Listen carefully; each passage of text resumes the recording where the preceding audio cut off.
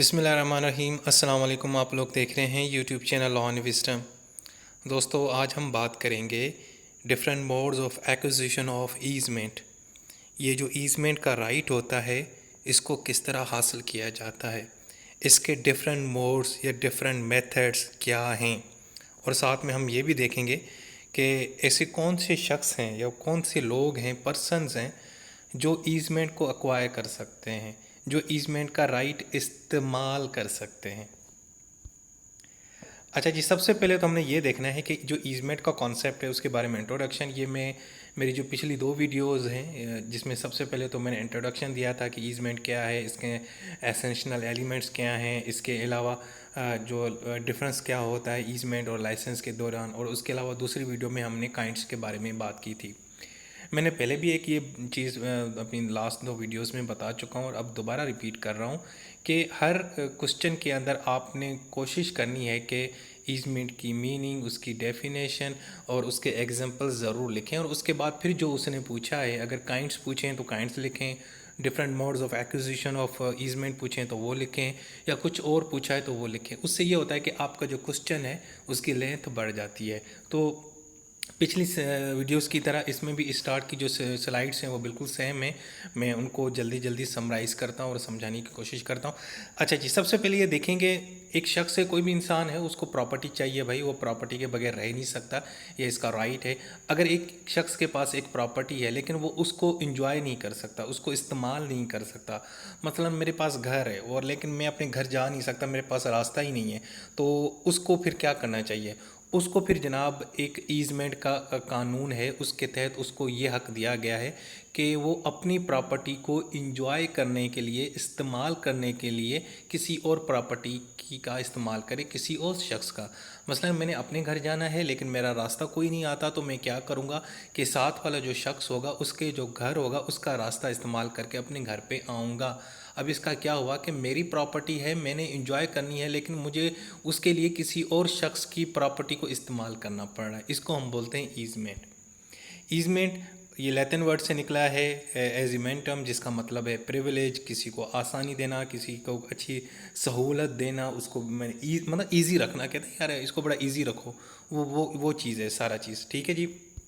अच्छा जी, सेक्शन 4 जो है इस एक्ट का 1882, उसके अंदर इसकी जो है ना एक डेफिनेशन लिखी हुई है, आप इसको याद कीजिएगा कि ये वो राइट है जिसमें कोई भी ओनर है प्रॉपर्टी का, वो अपनी प्रॉपर्टी को ले इंजॉय करना चाहता है, लेकिन वो उसके लिए उसको किसी और की प्रॉपर्टी, किसी और शख्स की प्रॉपर्टी का इस्तेमाल करना पड़ेगा। एग्जाम्पल मैं आपको दे देता हूँ। ए शख्स है, ए, उसके पास प्रॉपर्टी है, बी उसका नेबर है, अब उसने उसको अपने घर पे जाना होता है लेकिन रास्ता कोई नहीं लगता, तो वो क्या करेगा? बी की प्रॉपर्टी को इस्तेमाल करेगा। अच्छा जी, अब इसके एग्जांपल्स हैं। मिसाल के तौर पर अक्सर पड़ोसियों के रास्तों से, पड़ोसियों का दरवाज़ा इस्तेमाल करते हैं, उसका रास्ता इस्तेमाल करते हैं बाज़ औक़ात, क्योंकि हमारा रास्ता ब्लॉक किया होता है किसी ने, या वो मुनासिब नहीं होता, वहाँ पे कोई लीकेज है या कोई मतलब कोई भी एक मसला होता है, तो हम पड़ोसी के रास्तों से आते जाते हैं। इसी तरीके से गवर्नमेंट के इदारे भी आपकी प्रॉपर्टी को इस्तेमाल कर रहे होते हैं, अपनी अपनी कोई कंस्ट्रक्शन हो रही है, कोई लाइन बिछानी है, कोई गैस पाइप लाइन बिछानी है, तो वो इस्तेमाल करती हैं। इसी तरीके से प्राइवेट इदारे भी इस्तेमाल कर सकते हैं।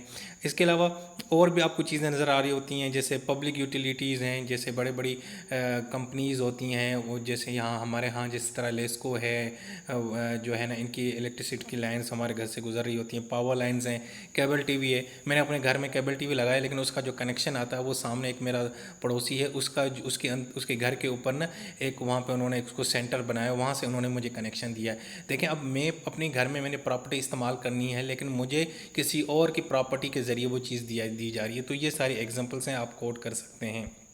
अच्छा जी, ईजमेंट के अंदर बुनियादी तौर पे दो पार्टीज़ होती हैं।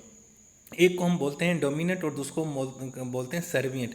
डोमिनेंट वो होता है जिसने प्रॉपर्टी इस्तेमाल करनी है, मतलब मैंने अपनी प्रॉपर्टी को इंजॉय करना है, लेकिन मैं उसको इंजॉय नहीं कर सकता, हम उसको बोलेंगे डोमिनेंट। जो अपनी प्रॉपर्टी का मालिक है और उसको फिर किसी और शख्स की प्रॉपर्टी की ज़रूरत पड़ती है, और वो दूसरा शख्स कौन है जो उसको प्रॉपर्टी अपनी इस्तेमाल करने की इजाज़त देता है, उसको हम बोलते हैं सर्विएंट। ठीक है जी। मिसाल के तौर पे मेरा घर है और मेरे साथ में मेरा दोस्त है काशिफ, उसका घर है। अब काशिफ जो है ना, मैं उसके घर के रास्ते से गुजर के अपने घर पे आता हूँ, तो काशिफ का जो घर है या दरवाज़ा है या जो उसका रास्ता है, काशिफ सर्वियंट कहलाएगा। और डोमिनेंट कौन होगा? मैं होगा, क्योंकि मैंने अपनी प्रॉपर्टी को इस्तेमाल इंजॉय करना है, लेकिन सहारा मैंने किसका लिया है? काशिफ का, यानी सर्वियंट का। इनको मज़ीद हम इस तरह, डोमिनेंट हेरिटेज वो प्रॉपर्टी जो मेरी है, जिस घर में मैं रहता हूँ, डोमिनेंट ओनर यानी मैं ओनर हूँ। सर्वेंट हेरिटेज यानी वो प्रॉपर्टी जिसको मैंने इस्तेमाल करना है, यानी पड़ोस की जो प्रॉपर्टी उसको, और उसका जो ओनर, उसका जो मालिक होगा, उसको हम सर्वेंट ओनर बोलेंगे। ये आप एग्जांपल देख रहे हैं, सर्वेंट और डोमिनेंट। डोमिनेंट मेरा घर है, लेकिन रास्ता आपको कहाँ से गुजर के आ रहा है? Right of way of easement कहाँ से नज़र आती है? सर्वेंट से गुजर के आती है। सो डोमिनेंट ओनर ने प्रॉपर्टी इंजॉय करनी है अपनी, डोमिनेंट हेरिटेज, और उसके लिए उसको किस शख्स की प्रॉपर्टी की ज़रूरत पड़ती है? सर्विएंट हेरिटेज की, और उसका मालिक कौन है? Servient owner. अच्छा जी, अब हम आते हैं अपनी असल मुद्दे के ऊपर, कि हमारा आज का जो वीडियो है वो किसके बारे में है। वो है जी इसकी, कि ईजमेंट ठीक है जी, ये आपका राइट है, लेकिन अब इसको किस तरह हासिल किया जाता है? मैंने अपने, मतलब मैंने ना पड़ोस के घर से ना रास्ते से गुजर के अपने घर पे आना है, तो अब उसको किस तरह मैं इस्तेमाल कर सकता हूँ? उसको इस्तेमाल करने के क्या तरीक़ेकार हैं? सबसे पहले जो मोड्स आता है, नंबर वन ग्रांट, यानी कि आप रिटर्न में कोई एग्रीमेंट कर लें, लिख के दें। मतलब काशिफ मुझे लिख के दे कि भाई आज के बाद जो अयाज़ नूर साहब है ना, वो मेरे घर से गुजर जा सकते हैं, क्योंकि इनके पास कोई रास्ता नहीं है और हर तरफ से ना रास्ता ब्लॉक है, तो उनके पास एक ही रास्ता बचता है और वो मेरे घर से गुजर के जाना। सो ये मेरे घर से गुजर के अपने घर जा सकते हैं, मैं लिख के देता हूँ। ये आपने सिंपल एक एग्रीमेंट। एक्सप्रेस का मतलब होता है ना दिखाना, यानी सारी दुनिया को पता चल रहा है कि हाँ जी इन्होंने लिखा, यानी इन्होंने कॉन्ट्रैक्ट किया हुआ है, कोई एग्रीमेंट किया हुआ है, लिख दिया है, मतलब ये चीज़ ठीक है। अच्छा, उसके बाद दूसरा इम्प्लाइड का मतलब है कि आपने रिटर्न कुछ नहीं किया, लेकिन वैसे वर्बली कहा कि नहीं यार तुम्हारा ही घर है काशिफ, यानी काशिफ मुझे क्या यार साहब, आपने अपने घर जाना होता है, आपके पास तो कोई रास्ता ही नहीं है, आप अपनी प्रॉपर्टी को किस तरह एंजॉय करेंगे? तो सर आप ऐसा करें, मेरे घर से गुजर के जाया करें, यानी मेरी प्रॉपर्टी को आप इंजॉय यूज़ करें और अपनी प्रॉपर्टी को फिर उसका जो है ना अपनी प्रॉपर्टी तक पहुँचें। तो अब ये उन्होंने मुझे वैसे वर्बल यानी बोल दिया, उसमें कोई हमने एग्रीमेंट शेयर किया, कोई एक्सप्रेशन या इम्प्लाइड है, अंडरस्टूड हो गया। उसके बाद तीसरी चीज़ है प्रिस्क्रिप्शन। ये बड़ी इंटरेस्टिंग है, ये मैं पहले भी एक दफ़ा बता चुका हूँ एक अपनी किसी वीडियोज़ के अंदर। प्रिस्क्रिप्टिव ईजमेंट में होता क्या है? इसमें यह होता है कि मिसाल के तौर पे कि आप क्या करते हैं कि एक जो पार्टी है ना, वो एक किसी और पार्टी का घर का रास्ता इस्तेमाल करे बड़े अरसे से, मतलब 20 साल हो गए, 30 साल से यूज़ हो रहे हैं, और कभी किसी ने उसने कभी इजाज़त भी नहीं मांगी और ओनर ने कभी उसको कुछ कहा भी नहीं है, तो जनाब वो ऑटोमेटिकली उसका एक राइट बन जाता है। या तो ये भी एक तरीक़ेकार है कि आप मुसलसल एक जगह से जा रहे हैं, मतलब आपने एक रास्ता इस्तेमाल कर रहे हैं 20 साल से, और वहाँ पे कोई और शख्स आके उसने घर बना लिया, लेकिन फिर भी आप वहाँ से जा रहे हैं, तो वो जनाब ऑटोमेटिकली आपका एक राइट बन गया, मतलब आप अब उसको यूज़ कर सकते हैं, ठीक है। उसको बोलते हैं प्रिस्क्रिप्शन। ये मेरी बात समझ गए? मतलब एक रूटीन बन चुकी है, तो भाई मैं तो इधर से ही जाता हूँ, मैं फलां बंदे के जो है ना खेत से गुजर के अपने खेत में जाता हूँ, और मैं बड़े अरसे से जा रहा हूँ, 20-30 साल हो गए, तो अब तो मतलब, और उसने कभी फिर उसको मतलब जब आपका इतना अरसा गुजर जाता है, आप एक चीज़ का इस्तेमाल करते हैं अपनी प्रॉपर्टी को एंजॉय करने के लिए, किसी और की प्रॉपर्टी का इस्तेमाल करते हैं इतने अरसे से, तो फिर आपको इजाज़त की ज़रूरत नहीं पड़ती। यह लॉ है। अब वो कितना पीरियड होना चाहिए, मुख्तलिफ जगहों पर डिफरेंट है, कहीं पर 20 साल है, कहीं पर 30 साल है, कहीं कुछ और भी हो सकता है। अच्छा जी, इसके अलावा जो चौथा जो यानी कि जो मोड्स है, वो है जनाब ईजमेंट ऑफ नेसेसिटी, यानी कि भाई ज़रूरत है। मिसाल के तौर पे मेरी प्रॉपर्टी है, मेरा खेत है, ठीक है, लेकिन इर्द गिर्द भी सारे खेत हैं, चारों तरफ खेत है। अब मैं अपने खेत में कैसे जाऊँ? मैंने ट्रैक्टर लेके जाना है, तो मैं कैसे जाऊँ? भाई मैंने खेती बाड़ी करनी है ना, मैंने कुछ यानी कि करना है, तो कैसे करूँगा? तो ज़ाहिर बात है मुझे किसी की प्रॉपर्टी से गुजर के जाना होगा, किसी के खेत से गुजर के जाना होगा, क्योंकि ज़रूरत है यार, मेरे पास कोई रास्ता है। अब मैं इतना अमीर तो हूँ नहीं कि जनाब ऊपर से हेलीकॉप्टर के ज़रिए आके डायरेक्ट अपनी लैंड में उतरूँ और खेती बाड़ी करूँ और हेलीकॉप्टर में बैठ के चले जाऊँ, ऐसा तो मुमकिन नहीं होता ना। तो ज़ाहिर बात है आपको किसी एक खेत से गुजर के जाना होता है, और अक्सर हम ये देख रहे होते हैं, इवन के गाँव में आपको नज़र आता होता है कि लोगों के जो खेत हैं जो सेंटर में होते हैं, तो वो फिर साथ वाले के खेत से गुजर के अपना ट्रैक्टर साइड से निकाल के वहाँ तक जाते हैं और जो भी उन्होंने करना होता है वो करते हैं वहाँ पे।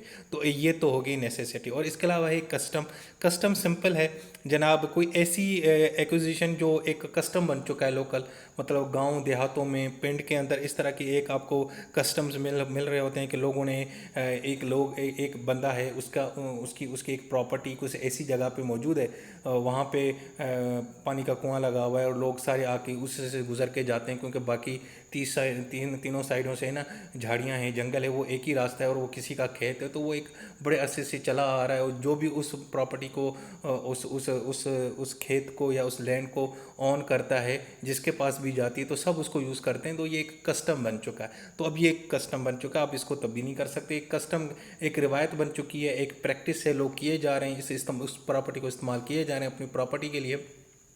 तो ये भी एक डिफरेंट मोड्स है।